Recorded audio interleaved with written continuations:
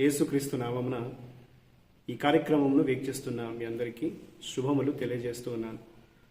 Vision cutie fellowship వారి యేసుతో ఏకాంత సమయం ఈ క్వైట్ టైం కార్యక్రమంకు మిమ్మల్ని ప్రేమతో ఆహ్వానిస్తున్నాను.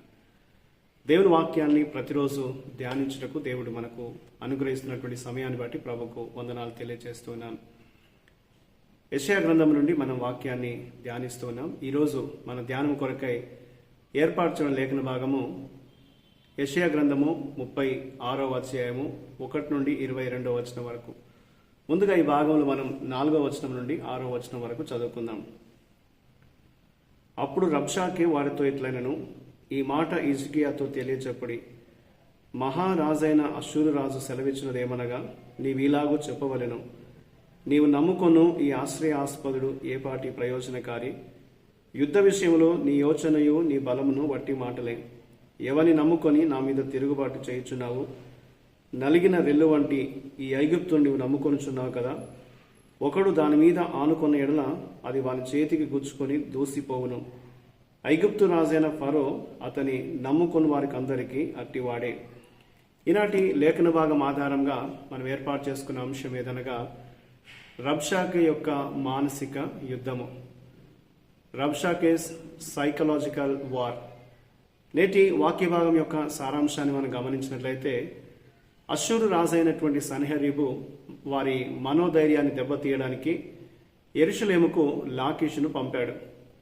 వారు దేనిపై ఆధారపడినా అది వారిని రక్షించలేదని చెప్పి అతను యూదా ప్రజలను మోసగించినట్లుగా మనం చదువుతున్నాం.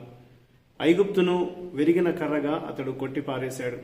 దేవుడు ఇతర దేవుల కంటే భిన్నమైనవాడు కాదని ఎగతాళి చేస్తూ యూదా సైన్యాన్ని బట్టి హిజ్కియాను నమ్మలేమని ఎగతాళి చేసినట్లుగా లేఖనంలో మనం చదువుతున్నాం.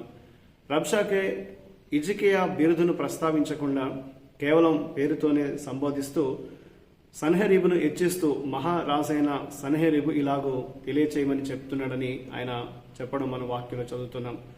వారు నిరసన తెలిపితే, వారు ఎదురు తిరిగితే వారికి అది నష్టం కలిగిస్తుందని బాధపడతారని, వారు లొంగిపోయినట్లయితే వర్ధిల్లుతారని చెప్పి యూదాను ఒప్పించడానికి అతను ప్రయత్నించినట్లుగా ఈ లేఖనం మనకు తెలియజేస్తుంది. ఇందులో దేవుడు మనకు నేర్పే పాఠాన్ని మనం ఆలోచిస్తే 6-7 వచనాల్లో మోసపూరితమైనటువంటి శోధనలకు మనం మోసపోకూడదని లేఖనం తెలియజేస్తుంది.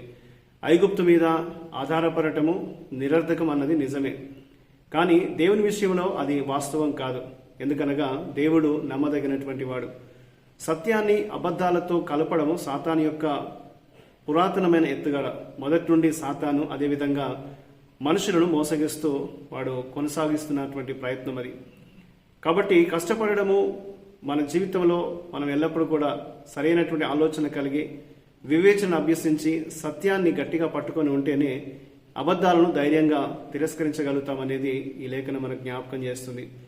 కాబట్టి కేవలము ప్రబలమైనటువంటి పోకడలకు మనము గుడ్డిగా అనుసరిస్తూ వాటి వెంట వెళ్ళకూడదు, కానీ దేవుని యందు విశ్వాసం ఉంచి మన యొక్క జీవితాన్ని కొనసాగించుకోవాలి. చుట్టుప్రక్కల ఉన్నటువంటి దేశాలు అష్షూరు చేతిలో ఓడిపోవడము, ఐగుప్తు తన శక్తిని ప్రదర్శించడానికి కష్టపడము ప్రజలు చూసినప్పుడు అష్షూరు ఆ కాలంలో ఒక ఆధిపత్యమైనటువంటి శక్తిగా వారికి కనిపించి ఉంది. అయితే చివరికి దేవుని చేత అష్షూరు ఓడింపబడుతుందనేది లేఖనం తెలియజేస్తుంది. కాబట్టి మన ముందున్నటువంటి తాజా పోకడలను వెంబడిస్తూ ఉన్నట్లయితే అవి ఏమాత్రం కూడా మనకు ఆధారంగా నిలవలేవనేది వాక్యం తెలియజేస్తుంది. కాబట్టి మనం వాక్యంపై ధ్యానం, సరైనటువంటి ఆలోచన కలిగి వాక్యాన్ని ధ్యానిస్తూ సరైన మార్గంలో నడుస్తున్నామో లేదో తెలుసుకోవడానికి నిరంతరము మనల్ని మనం పరిశీలించుకోవాలనేది ఈ లేఖనం మనకు జ్ఞాపకం చేస్తుంది. నిజమైనటువంటి ప్రబలమైనటువంటి శక్తి ఎల్లప్పుడూ దేవుడు మాత్రమే. దేవుని యందు మనం విశ్వాసం ఉంచినట్లయితే మనం ఎదుర్కొనేటువంటి ప్రతి పరిస్థితి నుంచి దేవుడు మనల్ని రక్షించి మనల్ని కాపాడగలడనేది లేఖనం మనకు జ్ఞాపకం చేస్తుంటుంది. సాతాను యొక్క మోసపూరితమైనటువంటి అసత్యాలకు మనం లొంగిపోకుండా సత్యమైనటువంటి దేవుణ్ణి, సత్యమైనటువంటి వాక్యాన్ని మనము నిరంతరము విశ్వసిస్తూ మన ఆత్మీయ జీవితంని వాక్యం చేత మనము ముందుకు కొనసాగించుకోవాలనేది దేవుడు మనకు ఈ లేఖనం ద్వారా జ్ఞాపకం చేస్తున్నాడు. కాబట్టి ప్రతిరోజు మన జీవితాన్ని మనం పరీక్షించుకుంటూ దేవునిపైన మనం ఆధారపడుతూ సాతాను యొక్క మోసపూరితమైన శోధనలకు లొంగిపోకుండా ఉండాలి అనేది దేవుడు మనకు జ్ఞాపకం చేస్తున్నాడు. మన మనసు దేవునిపై ఆధారపడ్డప్పుడు దేవుడు మనకున్నటువంటి ప్రతి పరిస్థితి నుంచి మనల్ని కాపాడుతూ ఉంటాడు. ఎంతటి విపత్కరమైన పరిస్థితులు మనకు ఎదురైనా, మన ముందు ఎంతటి బలమైన శక్తి ఉన్నప్పటికీ కూడా దేవుడే మనకు ఒక ప్రబలమైనటువంటి శక్తిగా ఉండి మనల్ని ఆదరిస్తాడు, మనల్ని నిలబెట్టి ఆయన వాడుకుంటాడు అనేది దేవుని వాక్యం మనకు జ్ఞాపకం చేస్తుంటుంది. హిజ్కియాను యూదా ప్రజలను బలహీనపరచడానికి రబ్షాకే ఎంతో బలహీనమైనటువంటి మాటలు పలికినప్పటికీ దేవుని మీద ఆధారపడినప్పుడు దేవుడు వారికి విజయాన్ని ఇస్తాడనేది దేవుడు మనకు ఈ లేఖనం ద్వారా జ్ఞాపకం చేస్తున్నాడు. కాబట్టి ప్రతిరోజు కూడా దేవుని వాక్యాన్ని విశ్వసిస్తూ మన ఆత్మీయ జీవితంలో మనం దేవుని మీద పూర్తిగా ఆధారపడి ముందుకు ఆయన యందు వర్ధిల్లాలి అనేది దేవుడి వాక్యం ద్వారా మనం జ్ఞాపకం చేయబడుతున్నాం. ఆ విధంగా ప్రభు మనల్ని నడిపించినట్లు దేవునికి మనం ప్రార్థన చేద్దాం. మా ప్రియమైన దేవ, పరలోకపు తండ్రి, మీకు వందనాలు చెల్లిస్తున్నాం. అబద్ధాలను మేము గ్రహించడానికి, వివేచించడానికి తగినంత జ్ఞానం మాకు దయచేయండి.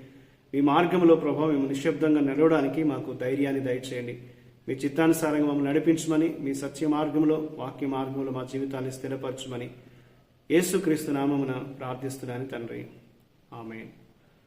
ప్రియులారా, మీరు సమయం తీసుకొని యొక్క వాక్య ధ్యానం విన్నందుకు మీ అందరికీ ప్రత్యేకమైన వందనాలు తెలియజేస్తున్నాను.